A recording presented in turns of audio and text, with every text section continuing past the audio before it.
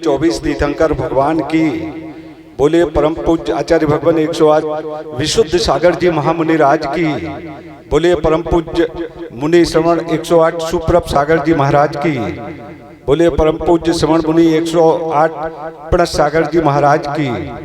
देखिए परम पूज्य द्वय मुनि श्री के मंगल सानिध्य में जतारा नगरी में ऐतिहासिक श्री सिद्ध चक्र महामंडल विधान चल रहा है और इसी के चलते समीचीन प्रश्नों के विकल्पों के उत्तर परम पूज्य मुनिश्री द्वारा यहाँ दिए जाते हैं। हमारे अंदर न जाने कितने प्रश्न ऐसे उलझे हुए पड़े हैं जीवन के, इस जीवन में कि हम क्या करें और क्या ना करें। साक्षात विराजमान हमारे समक्ष हमारे गुरुवर, हम उनसे हर चीज पूछ सकते हैं। हमें ये बिल्कुल भी नहीं सोचना चाहिए कि हम क्या पूछें और क्या नहीं पूछें। अपने जीवन में घटित बुरे से बुरे प्रश्नों का भी हम अपने गुरुवरों से उनका समाधान ले सकते हैं, और हमें हमारे गुरु नहीं देंगे तो कौन देगा। और ये भी पक्का है कि गुरुदेव कभी भी किसी के प्रश्नों का किसी को भी नहीं बताते हैं कि क्या पूछा गया। मैं कहना चाहता हूँ कि मेरे जीवन का तो उद्देश्य निर्ग्रंथ मुनिराज हैं। रमो लोहे सभ्य साहुड़म में मेरी सिद्धा है, क्योंकि माझी इनको बना लिया है अपनी जीवन नैया का, इनको जीवन सौंप दिया है अपनी भूल भुलैया का। इनसे सूरज चांद सितारे, इनसे हैं अरमान हमारे, इन्हें देखकर कहते हैं सब धरती पर भगवान पधारे। इन्हें देखकर कहते हैं सब धरती पर भगवान पधारे। हम अपनी जिज्ञासाएं इनसे पूछेंगे, चाहे लड़के पूछेंगे चाहे जैसे भी पूछेंगे, और समाधान हमारे प्यारे प्यारे गुरुवर सामने विराजमान हैं। वो जरूर माँ बाप की भांति हमको उस प्रश्नों का समाधान देंगे। हम चलते हैं परम पूज्य मुनि श्रवण 108 प्रणस सागर जी महाराज के चरणों में कि महाराज जी हम सभी को प्रश्नों के समीचीन प्रश्नों के विकल्पों के उत्तर देने की महती कृपा करें। पूज्य श्रवण सिंह। ओम नमः सिद्धेभ्यो। नमः श्री वर्धमानाय निर्दूत कलिलात्मने सालोकानां त्रिलोकानां यद विद्यादर्पणायते यद विद्यादर्पणायते।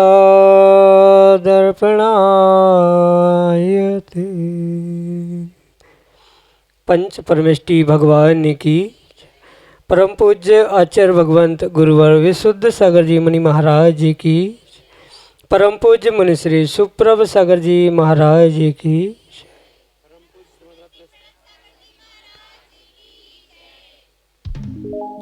एक विकल्प जो कि हमें अनंत काल तक अनंत संसार में भटकाने का कारण बन सकता है, और वही एक समीचीन विकल्प हमारे लिए अनंत सुख का साधन भी बन सकता है। तो फिर निर्णय करना है कि हमें अनंत संसार में भटकना है कि अनंत सुख को प्राप्त करना है। और यदि आपका निर्णय हो चुका है कि हमें अनंत सुख को ही प्राप्त करना है, तो आवश्यकता ज़्यादा कुछ करने की नहीं है। अपने मन में उठने वाले उन विकल्पों को समीचीनता प्रदान करने की है, क्योंकि समीचीन विकल्प ही हमारे लिए मोक्ष का मार्ग खोल देते हैं। और यदि उन समीचीन विकल्पों का सम्यक समाधान किसी निर्ग्रंथ गुरु से प्राप्त हो जाए तो निश्चित ही हमारे कल्याण का मार्ग प्रारंभ हो जाता है। ऐसा वह आत्मकल्याण की प्राप्ति का एकमात्र कार्यकारी उपाय समीचीन विकल्पों का सम्यक समाधान, जो कि हम सभी प्रतिदिन आगम के परिप्रेक्ष्य में परम पूज्य मुनि श्री सुप्रभ सागर जी महाराज के मुखारविंद से प्राप्त कर रहे हैं। प्रारंभ करते हैं आज का सम्यक समाधान। और आज का पहला विकल्प उदगीर महाराष्ट्र से बाहुबली जैन परम पूज्य मुनि श्री के श्री चरणों में बारंबार नमोस्तु निवेदित करते हुए अपना समीचीन विकल्प रख रहे हैं कि महाराज जी तिलक क्यों लगाते हैं, तिलक घर पर या मंदिर में कहाँ लगाना चाहिए, तिलक किस प्रकार का लगाना चाहिए एवं तिलक लगाने के उपरांत क्या क्या कार्य करने योग्य हैं और कौन से कार्य नहीं करने योग्य हैं।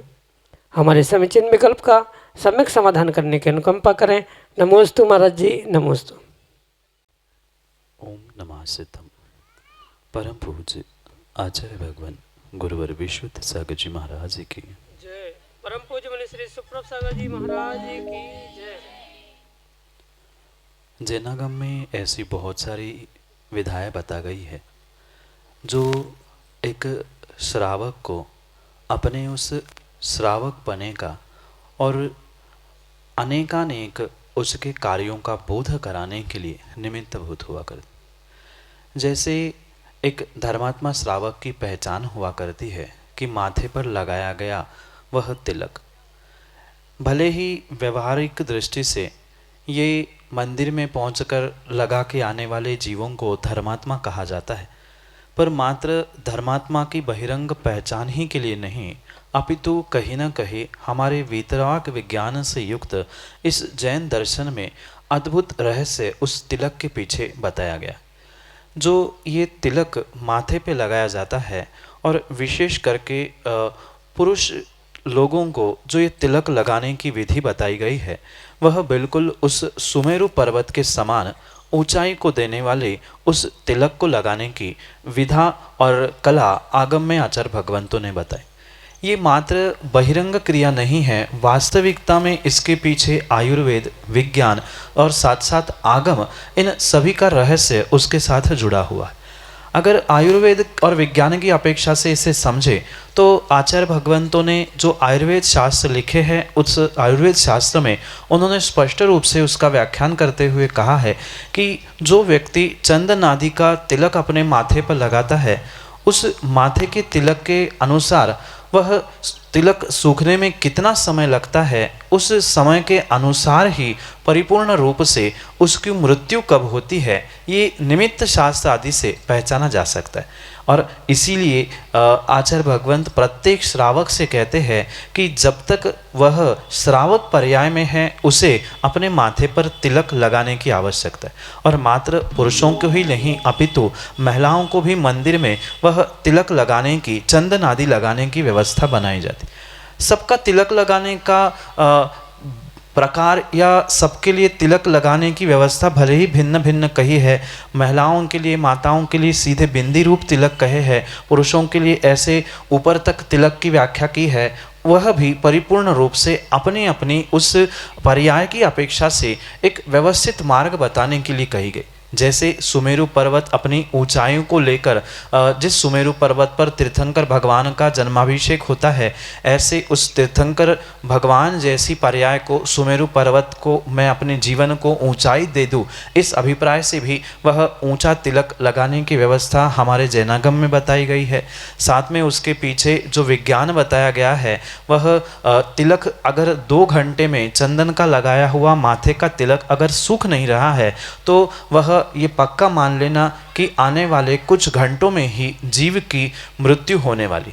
उसके पीछे भी कारण है क्योंकि माथे पर लगाया हुआ जो तिलक है वह सूखता है तभी जब भीतर ऊर्जा बची होती है, और जब मृत्यु होने का समय होता है, मृत्यु निकट आती है, शरीर की भीतर की ऊर्जा अपने आप कम होने लगती है, भीतर की गर्मी कम हो जाती है। कई बार आपने देखा होगा जो मृत है उसका शरीर या जो अर्धमरा हो जाता है, मरने की कगार में होता है, ऐसे उस व्यक्ति का शरीर, हाथ पैर धीरे धीरे सूखते हुए या ठंडे होते हुए देखने में आते। और यही गणित उसके पीछे है, यही विज्ञान उसके पीछे है कि अगर माथे पर लगाया हुआ तिलक लंबे समय तक सूख नहीं पा रहा है तो मतलब यही है कि कुछ घंटे ही उस जीव के जीवन के बचे हैं, अन्यथा वह समय के उपरांत कुछ समय में ही मृत्यु को, इस पर्याय को समाप्त करने वाला है। इसलिए मुख्य कारण तिलक को लगाने के पीछे आचार्य भगवंत कहते हैं कि अपने आयु का बोध हो, इस अपेक्षा से प्रत्येक श्रावक को तिलक लगाने की व्यवस्था की। आप ये भी कह सकते हो फिर मुनिराज क्यों नहीं लगाते हैं, क्या उनको बोध नहीं है? तो उनको आयु का बोध करने के लिए इसके अलावा बहुत सारे कार्य आगम में बताए गए हैं, पर श्रावकों के परिप्रेक्ष्य में ये तिलक लगाकर स्वयं का बोध किया जाए कि आयु कितनी बची है। अगर आयु कम समय की, कुछ घंटों की ही बची है तो कम से कम देवशास्त्र गुरु का सानिध्य प्राप्त करते हुए अपने उस मरण को समाधि मरण साधने का जीव पुरुषार्थ कर सकता है। इस कारण से तिलक लगाने की व्यवस्था है। ज़रूरी नहीं है कि मंदिर में ही पहुंचकर तिलक लगाया जाए। माना कि मंदिर में पहुंचने की व्यवस्था नहीं है या मंदिर पहुंच नहीं पा रहे हैं किसी अपरिहार्य कारणों से, तो घर में भी अपन जाप करते समय या 24 घंटे में एक बार उस तिलक आदि को लगाते हुए स्वयं के आयु कर्म आदि आदि की परीक्षा अवश्य रूप से ही कर सकते हैं। ये मात्र आगम में लिखा नहीं है, आगम में जो ये वीतराग विज्ञान की दृष्टि से बहुत सारे रहस्य लिखे हैं, उसमें से एक ये रहस्य है। और ये भी स्वाभाविक सी बात है, उत्कृष्ट कार्य करते समय ही ये उत्कृष्ट वेशभूषाओं को प्राप्त करने की व्यवस्था है। इसलिए तिलक लगा के कोई भी निकृष्ट काम, लड़ाई झगड़े या पाप आदि के काम नहीं करने चाहिए। जितने शुभ कार्य करते हुए पुण्य का अर्जन करना है, ऐसे उन कार्यों में वह तिलक लगाने की व्यवस्था आगम में कही है। इतना ही नहीं, अपितु बहुत सारे तर्कों के द्वारा और भी प्रकार से आचार्य भगवंतों ने और विद्वानों ने इस तिलक की महिमा बताई गई है। किस प्रकार का तिलक कौन से मौसम में लगाया जाता है, किस आकार से, कौन सी उंगली से लगाने से उसका क्या फल मिलता है, ये सब कुछ बहुत बड़ी व्यवस्था और बहुत बड़ी विधाएं इस तिलक के पीछे आगम में लिखी है, जिसे विस्तार से समझने की आवश्यकता है। पर संक्षेप में अपनी आयु की, आने वाले समय की, मृत्यु आदि की पहचान करने के लिए ये प्रत्येक श्रावक को अपने माथे पे प्रतिदिन भले ही जहाँ जैसी व्यवस्था बने उस स्थान पर उस तिलक को लगाने की आवश्यकता है। अपने माथे पर, चाहे घर हो चाहे मंदिर हो, पर उस व्यवस्था से अगर वो रहेगा तो आगम की भी बात रखी रहेगी और स्वयं को भी अपने उस आयु और मृत्यु आदि का भी बोध होता रहेगा। यही आपके लिए सम्यक समाधान।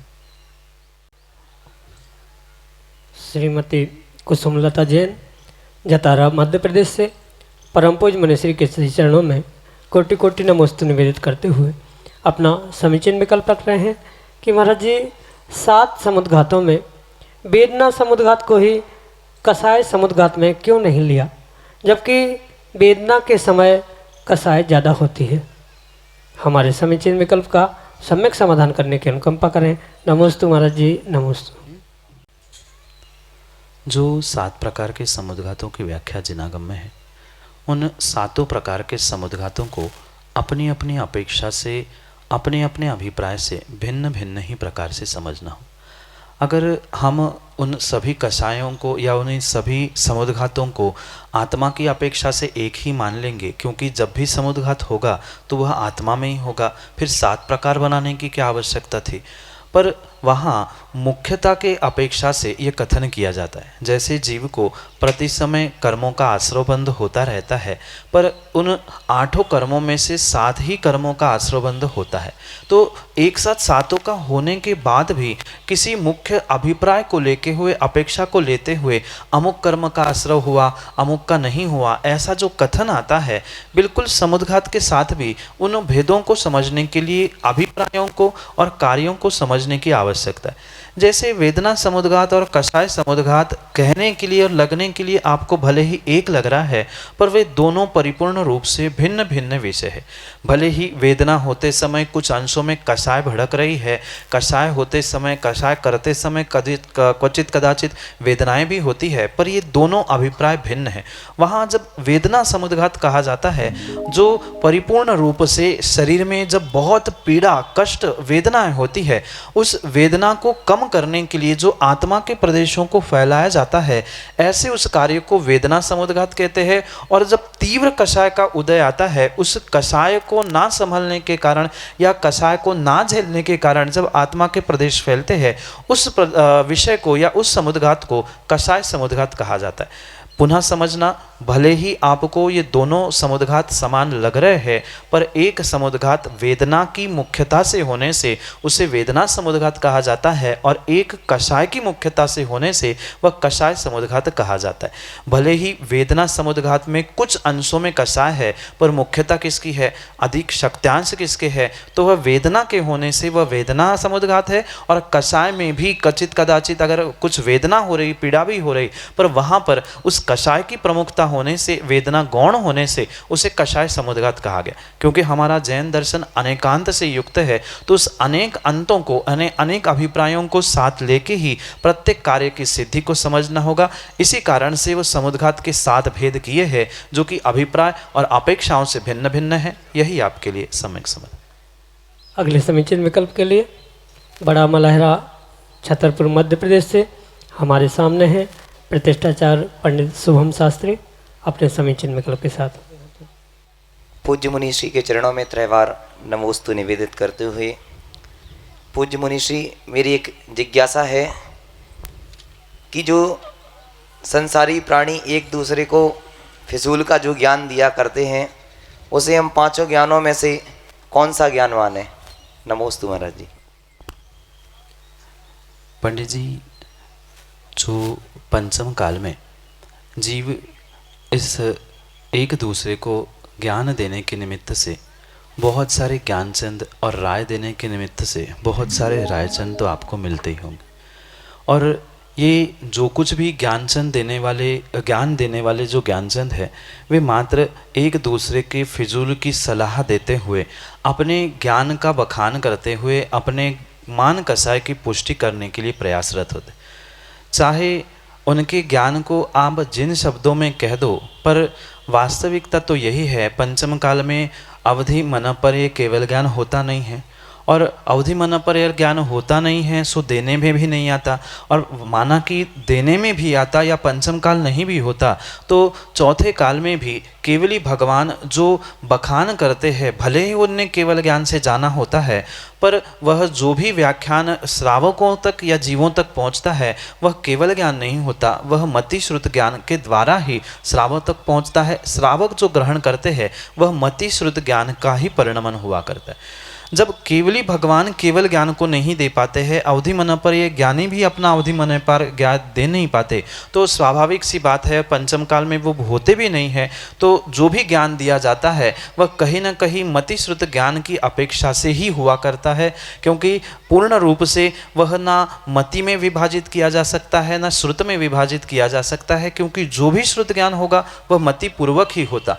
एक समय पूर्व मति ज्ञान और दूसरे समय में वही जब विशेषता के साथ बताया जाता है, वही श्रुत ज्ञान रूप परिणमित होने के अपेक्षा से उस ज्ञान को, यानी जो सलाहकार आपको फ्री में सलाह दे रहे हैं, ज्ञानचंद जी ज्ञान बांट रहे हैं, रायचंद जी राय बांट रहे हैं, वे परिपूर्ण रूप से कहीं न कहीं मतिश्रुत ज्ञान के निमित्त से ही है, और वह उनका मतिश्रुत ज्ञान की पर्याय के निमित्त से ही दिया गया फिजूल का ज्ञान है। यही आपके लिए सम्यक समाधान। श्रीमती गजरा जैन माची मध्य प्रदेश से अगले समीचीन विकल्प के साथ हमारे सामने। श्री विशुद्ध सागर महाराज की जय, श्री सुप्रभित सागर महाराज की जय, श्री प्रणत सागर महाराज की जय। भगवान, मेरा यह प्रश्न है कि अगर कोई बोलता है कि हमें ऐसा दर्द है, वो तुम झाड़ दो, और नवोकार मन से अगर हम झाड़ देते हैं उसका शांति भी मिल जाती है, तो हमें ऐसा करना चाहिए या नहीं? और हमको ऐसा करने से कौन सा आश्रय का बंध हुआ? नमो सुभग। माँ, अनेक प्रकार की बीमारियाँ और अनेक प्रकार के उपचार हुआ करते, और विशेष करके जैनागम में बहुत सारी ऐसी विधाएं बताई गई है जो बिना दवाई खाए भी सामने वाले के रोग, सामने वाले की बीमारियाँ ठीक की जाती। उसमें से ही एक नमोकार मंत्र को पढ़ के पानी आदि देना, उसे झाड़ देना या आदि बहुत सारे ऐसे व्यवहारिक बहिरंग उपचार बताए गए हैं जिसके माध्यम से सामने वाले का अगर पुण्य का उदय है तो वह आपके उपचार भी उसके लिए कार्यकारी निमित्त बन सकते। पर यह भी परम सत्य है, सामने वाले का पुण्य नहीं है, उपादान नहीं है, तो आप कितना भी पुरुषार्थ करना उसको सुख शांति या उसमें साता रोग में नहीं मिल सकती। इसलिए भले ही कोई कुछ उंगली उठाए, कोई भी कुछ कहे, पहली बात तो ये है कि आपका ये अभिप्राय नहीं है कि कुछ मैं ऐसा कर लूँ जिससे आप हमारी प्रशंसा हो। आपका सीधा स्वभाव इतना है कि मेरे नमोकार पढ़ने से, ऐसा कुछ करने से सामने वाले को जितने हद तक ठीक या साता मिल रही है वो अच्छा है। ये आपके वास्तव में भाव अच्छे होने के कारण से वह कहीं ना कहीं आपके लिए साता वेदनी कर्म का आश्रय ही करने के लिए है। क्योंकि आपने तत्वार्थ सूत्र में शायद पढ़ा होगा, उस साता वेदनी की निमित्त से आचार्य भगवंतों ने सूत्र प्रदान करते हुए स्पष्ट रूप से कहा है, जो दूसरे के लिए सुख देने के लिए निमित्त बन रहा है, दूसरों को दुखों से दूर करने के लिए उसके दया करुणा के परिणाम जो चल रहे हैं, वह दया करुणा के परिणाम ही जीव स्वयं के लिए साता वेदनी यानी सुख को देने के लिए निमित्त प्राप्त करते। और बिल्कुल आपका कोई दिखावे का काम नहीं है, सामने वाले के दुख दूर हो इतना ही सादा सा अभिप्राय होने के कारण से अगर आप नमोकार मंत्र पढ़ते हुए ऐसा कार्य कर रहे हैं तो पहली तो बात आगम के परिप्रेक्ष्य में वह किसी भी प्रकार से अनुचित नहीं है, वह योग्य विधान आगम में बताया गया है और आपके पास श्रद्धा है, उनके पास भी श्रद्धा है, तो श्रद्धा से परिपूर्ण होते हुए वह कार्य की भी सिद्धि होती है। वह जीव को भी कुछ अंशों में पुण्य के उदय से साता का आश्रय, साता का भी उदय आता है और साथ में आपने ऐसा कार्य किया, अभिप्राय आपका अच्छा था, इस कारण से आपको भी साता वेदनी का ही आश्रयबंध होगा, उसमें कोई अन्य प्रकार का अभिप्राय हो ही नहीं सकता। क्योंकि जितने जितने संसार में ऐसे कार्य करते हैं, भले ही इस बात को वे स्वीकार करे नहीं करे, पर परम सत्य यही है, वे किसी को ठीक करते हैं तो वे नमोकार मंत्र का ही आश्रय लेते हैं, क्योंकि यही इस ब्रह्मांड का महामंत्र है, सर्वोत्कृष्ट मंत्र है। उस पर श्रद्धा करते हुए आप स्वयं के और पर के हित के लिए कार्य करते हैं, वह आगम के परिप्रेक्ष्य में भी सत्य है और दूसरों के व्यवस्था या दूसरों को सुख देने के लिए निमित्त होने से वह भी आपके लिए साता वेदनी रूप ही अच्छे पुण्य कर्मों का ही आश्रयबंध करने वाला है। यही आपके लिए सम्यक समाधान। मोदी पवन कुमार जैन अगले समीचीन विकल्प के लिए हमारे सामने। गुरु चरणों में कोटि कोटि नमन। हे गुरुवर, मेरा प्रश्न ये है कि हम तो नहीं चाहते हैं किसी भी धर्म की बुराई करना या किसी भी धर्म के साथ कोई भी अपशब्द बोलना या कोई भी घात करना। अगर दूसरे धर्म वाले भी करते हैं ऐसा किसी भी धर्म के लिए या अपने ही धर्म जैन धर्म से भी कोई करता है तो उनके लिए कौन सा बंध बनेगा और ऐसा करना क्या उचित है? धर्म तो सभी को अपने अपने धर्म प्यारे हैं, अच्छे हैं, लेकिन दूसरों के धर्म पर कीचड़ उछालना हमारी समझ में तो ये चीज़ ठीक नहीं है। हम लोग तो खैर नहीं करते हैं, लेकिन अगर जो करते हैं उनके लिए ऐसा कौन सा बंध होगा कि वो इस चीज़ के लिए पछताएंगे या आगे जाके अपने जीवन में पछताएंगे या कुछ भी दुखित होंगे। नमोस्तु भगवान, नमोस्तु। पवन भाई, वर्तमान के जीवों को सबसे पहले धर्म की परिभाषा समझने की आवश्यकता है। वर्तमान में जितने भी संप्रदाय है, जितने भी धर्माचरण करने वाली जातियाँ आदि आदि है, वे परिपूर्ण रूप से धर्म को ना समझने के कारण से ही परस्पर में एक दूसरे के निमित्त से विवाद करते हुए, लड़ते झगड़ते हुए दिखने में आते। अगर इस ब्रह्मांड का वास्तविक कोई धर्म है तो उसका नाम है अहिंसा धर्म।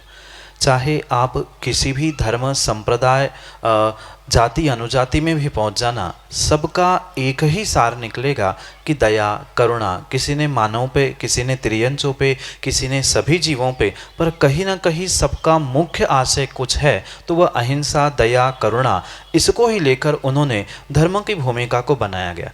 इसलिए वास्तविकता में पहले तो धर्म की भूमिका या धर्म की सच्चाई को समझे बिना जीव जो एक दूसरे पर कीचड़ उछालने का या उंगली उठाने का प्रयास करता है, मेरे नज़रों में तो किसी भी प्रकार से उसने वास्तविक धर्म को नहीं समझा। चाहे वो किसी भी संप्रदाय, किसी भी कुल, किसी भी परंपरा का क्यों ना हो, पर अगर जो दूसरे की निंदा करता है, दूसरे की बुराई करता है, तो वह किसी भी प्रकार से अपने अपने धर्म का या अपने अपने संप्रदाय का भी अनुपालन नहीं करता।